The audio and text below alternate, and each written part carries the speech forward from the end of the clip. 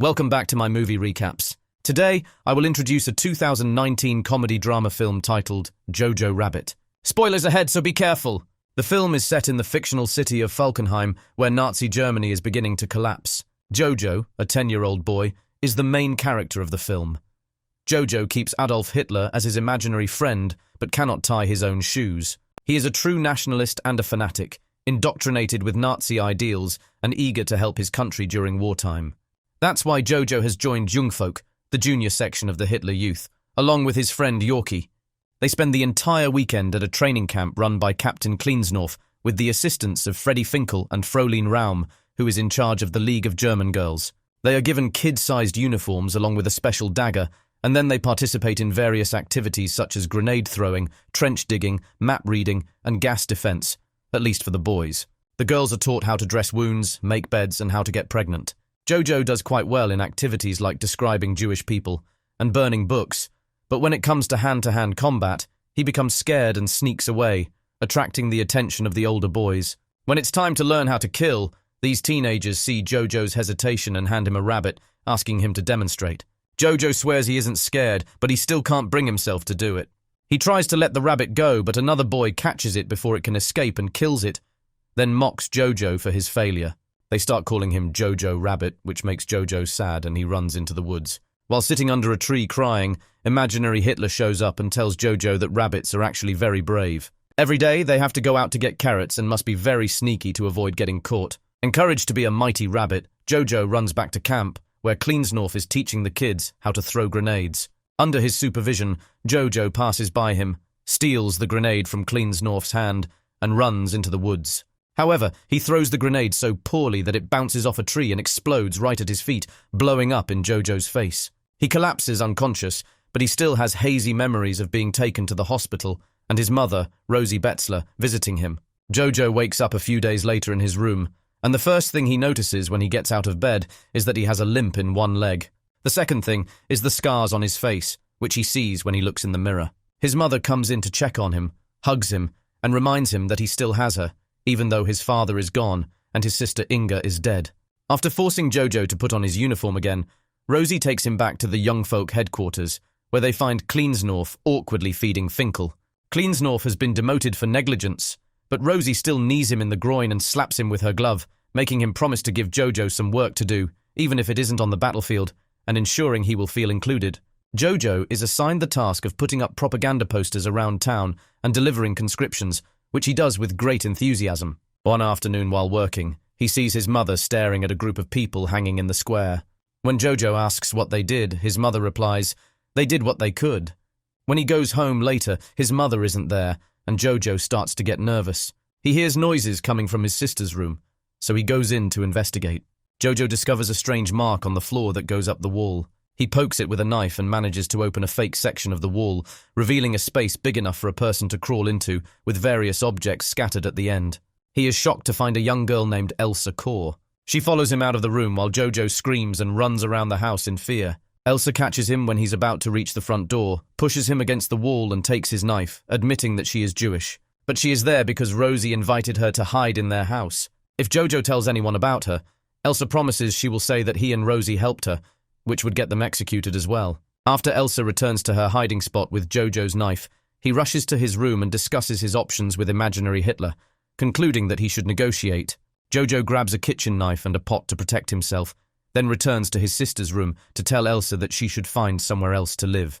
However, he becomes frightened when she suddenly appears from behind, taking the kitchen knife and kicking him out of the room. Jojo discusses this with imaginary Hitler, and they conclude that he should make Elsa feel safe, so she lowers her guard.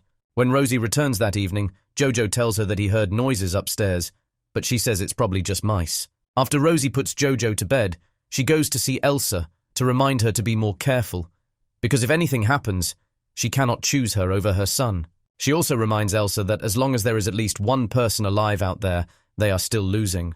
The next day, Jojo goes to the swimming pool, which helps him practice his leg. He notices that Klinsnorf and Finkel are also there, sitting close together and appearing scared when Rosie is mentioned. After Jojo's mother leaves, he approaches Klinsdorf and asks him what he should do if he discovers a Jewish person. The answer is to call the Gestapo. They will kill the Jewish person and anyone who helps them. Jojo also wonders how to identify a Jewish person, but Kleinsdorf doesn't know either and says someone should write a book about it. When he gets home, Jojo tries to talk to Elsa again. After pointing out that they are at a stalemate because neither can report the other without getting into trouble, he says he will allow Elsa to stay in exchange for information about Jewish people, so he can write an exposé about them. Elsa agrees and explains that Jewish people are just like everyone else, but knowing Jojo wouldn't believe her, she claims they are greedy demons and allergic to food. Jojo quickly realizes she is just trying to use that as an excuse for him to bring her food. When Jojo begins to lecture that the Aryan race is superior and Jewish people are inferior, Elsa grabs him, covers his mouth, and shakes him hard, explaining that there is nothing weak about Jewish people before returning to her hiding spot. When Rosie comes home that evening, she burns something in the fireplace, pours some wine, and turns on music. She is very happy that the Allies have taken Italy and believes France will be next. Jojo starts to argue with his mother, claiming she is against the country. Rosie quickly ends the conversation and tells him to eat dinner, but she doesn't eat, saying she isn't hungry. Jojo suspects that his mother is saving food for Elsa, so he decides to finish the leftovers. Jojo thinks that if his father were present, he would understand. And because he really wants to see his father, Rosie puts on her husband's coat and draws a mustache with ash on her face to pretend to be his father, scolding Jojo for speaking to his mother that way in her husband's voice. She also reminds Jojo to take care of his mother as she is trying her best. Then she turns up the music and invites Jojo to dance with her. The next day, Jojo gives Elsa a pencil and paper to draw where Jewish people live and where Jewish women lay eggs. Elsa starts drawing, but refuses to answer questions about her family. However, she tells Jojo about her fiancé named Nathan, who is fighting in the resistance. The drawing Elsa gives Jojo is a picture of his own head, as that is where Jewish people live. Jojo comes up with a plan and writes a letter pretending to be Nathan, saying he wants to break up with Elsa, and reads it to her. Although Elsa doesn't believe it, the cruel words associated with her fiancé's name still hurt her. She runs back to her hiding spot, and when Jojo sees Elsa so distressed and in that state, he feels regret about everything. So, he writes another letter, also pretending to be Nathan, stating that the previous letter was untrue and that he still loves her. Elsa thanks Jojo and asks him to bring more letters in the future. Then, they play a game of who can name more famous and important people from their side. Elsa wins when she mentions Jesus Christ. Sometime later, Jojo and Rosie go for a walk to the riverbank. Rosie tells Jojo about how different this area used to be, always full of people dancing and enjoying romance, but Jojo isn't very interested. Rosie also thinks kids shouldn't discuss politics but should play and climb trees, and that everyone should dance as a sign of freedom. Jojo disagrees and rides off on his bike, with Rosie following closely behind. When they reach the road, they see a truck of soldiers returning home, looking gloomy and defeated.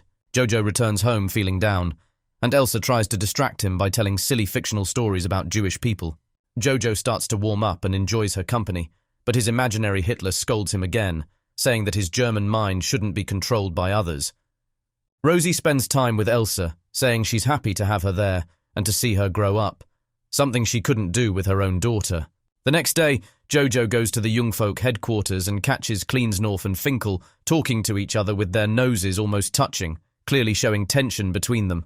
Jojo tells them that he is writing a book exposing the Jews, but they mock him for not believing it's true. Kleinsdorf decides to share some designs for his and Finkel's uniforms with Jojo, which are very flamboyant. He then gives Jojo a new task, to collect scrap metal to support the war while dressed like a robot. As Jojo is walking down the street, he sees his mother distributing small anti-fascist flyers. He also meets Yorkie, who has been accepted as a soldier. When Jojo mentions that he caught a Jewish person, Yorkie replies that he saw someone in the woods and didn't understand what the big deal was. This leaves Jojo deep in thought. He goes home and immediately visits Elsa, giving her some coloured pencils he found. But Jojo also reminds Elsa that it's illegal for a Nazi and a Jew to be friends. Elsa points out that Jojo isn't really a Nazi because he has never harmed her. He's just a lonely kid trying to find his place.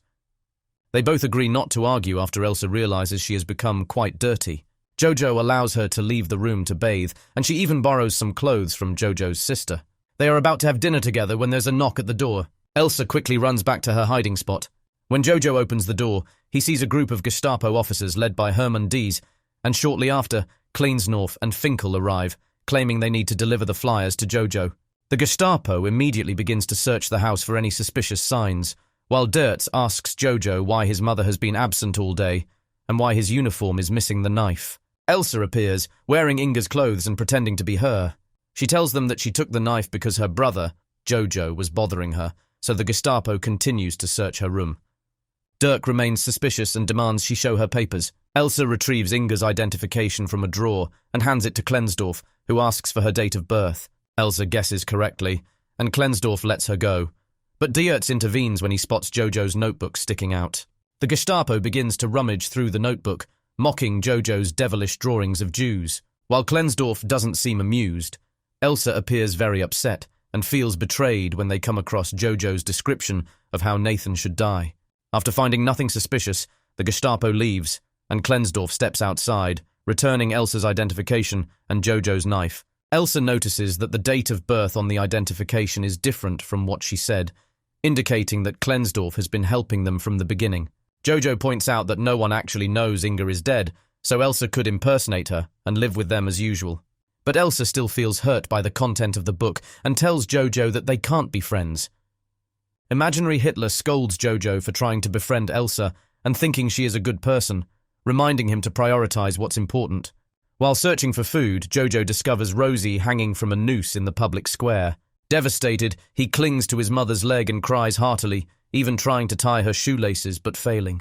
After staring at the corpse for hours, Jojo returns home with the knife in hand, blaming Elsa for Rosie's death and intending to stab her. Elsa manages to stop his hand just in time, and Jojo only scratches her. As he begins to cry again, Elsa shows compassion and comforts him. She explains that she always knew Rosie was part of the resistance, even though she didn't know the details. Jojo's father is also fighting for the resistance, but Rosie said otherwise to avoid upsetting him. Elsa also confesses that her parents were taken to a concentration camp, and now they only have each other. Jojo begins wandering the streets to scavenge for food from dumpsters and notices that the city is slowly being devastated.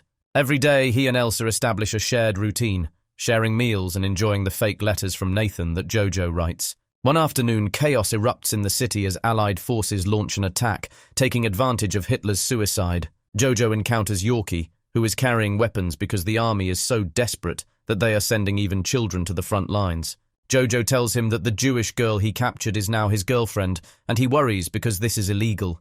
But Yorkie points out that he has met Russians and Japanese, and they are even worse than the Jews. Rom finds them afterward, and after giving Yorkie a gun, she hands Jojo a uniform jacket so he won't be mistakenly shot by his own side. A bomb explodes in the area, and Jojo is stunned as he witnesses people fighting, including children, the elderly, and even Klensdorf and Finkel in their gaudy uniforms. Jojo is too scared to fight, so he hides in an abandoned building until things calm down. Once everything goes quiet, Jojo steps out and sees the American soldiers taking down the Nazi flag to replace it with their own, celebrating their victory. The Soviet soldiers arrest every Nazi they encounter, including Diertz and the remaining Gestapo members. Seeing Jojo in the uniform jacket, they also arrest him. Jojo meets Klensdorf among the other prisoners. He tells Jojo that he is a good boy and should take care of his sister. Then Klensdorf takes off Jojo's jacket and spits at him, calling him a Jew so the Russian soldiers will let him go. Jojo can only stand and watch as Klensdorf is taken away and executed by a firing squad.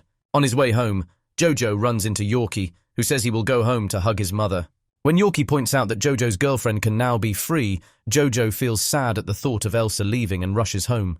He decides to lie to Elsa, telling her that Germany has won the war so she cannot leave. But after looking at his book and seeing the drawings of his mother and a rabbit in a cage, Jojo pretends to write another letter from Nathan and reads it to Elsa, saying that Nathan plans to take her out of the city. Eventually, Elsa admits that Nathan died last year from tuberculosis, but she finds comfort in the letters. Jojo admits that he loves her romantically, but he knows she only sees him as a brother, and she agrees. Despite this, Jojo still wants to help her escape. Imaginary Hitler expresses disappointment with Jojo for this and tries to persuade him to change his mind, but Jojo ultimately stands up to Hitler and kicks him out of the house through the window. Elsa hesitates to go outside, but Jojo encourages her until she steps through the door. Just then, a vehicle with an American flag drives by, and Elsa slaps Jojo for lying to her. Wondering what to do next, they decide to dance to celebrate their freedom. Don't forget to subscribe and turn on notifications for more videos like this. Thank you for watching.